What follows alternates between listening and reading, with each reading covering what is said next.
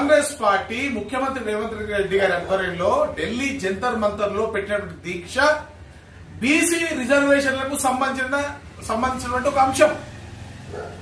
కానీ total speech మీరు చూడాలి, మొత్తం చూడండి. మీరు అసలు ఎక్కడైనా సరే మీరు రిజర్వేషన్ గురించి మాట్లాడినా మీరు మాట్లాడినంత ఒకటే, నరేంద్ర మోడీ గారి మీద బురద జల్లేటువంటి ప్రయత్నము.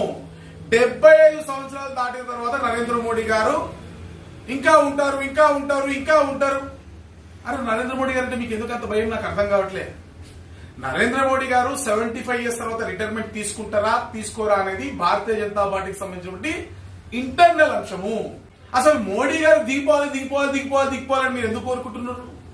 మీరు అసలు ధర్నా పెట్టింది దేనికి? మీరు మాట్లాడేది దేనికి? వీరంట 150 సీట్లు ఒక్కటి కూడా ఎక్కువ కాకుండా దాని లోపల భారతీయ జనతా పార్టీ కట్టడి చేసి నరేంద్ర మోడీ గారిని గద్ద దిస్తారట.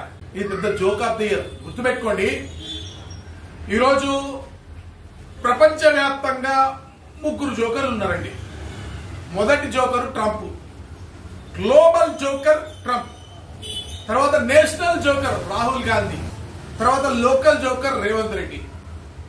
ఈ 3 మాత్రమే ప్రపంచవ్యాప్తంగా లేదా నేషన్ వైడ్ గా లేదా లోకల్ గా ప్రజలందరికీ జోకర్లుగా కనబడతా ఉన్నారు. వాళ్ళు మాట్లాడుతుంది అట్లనే ఉంది.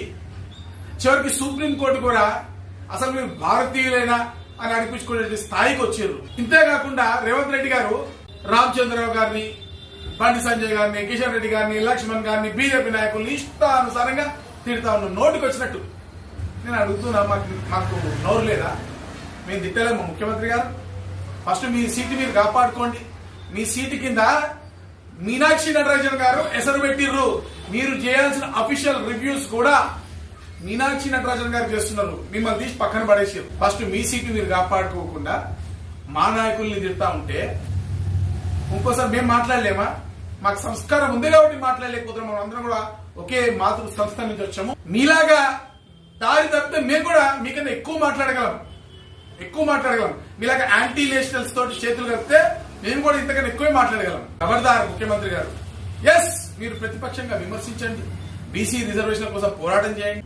మీరు చట్టానికి లోబడి లేదా భారతదేశ ప్రజల ఆలోచనలకు లోబడి ఏదైనా మాట్లాడండి. అంతేగాని పాకిస్తాన్ కి వంట పాడుతూ, చైనాకి వంట పాడుతూ, నరేంద్ర మోడీ గారిని తిడుతూ, అమిత్ షా గారిని తిడుతూ, భారతీయ జనతా పార్టీ నాయకులందరినీ తిడుతూ ఇష్టానుసారంగా అంటే నోటికి వచ్చిన పదాజాలతో మాట్లాడుతూ ఉంటే అసలు మీరు పెట్టిన ధర్నా దేనికి? మీరే కదా గతంలో అన్నారు రాష్ట్రాలు రిజర్వేషన్ అడిగితే తీసుకెళ్లి జైల్లో పడేయాలన్నారు.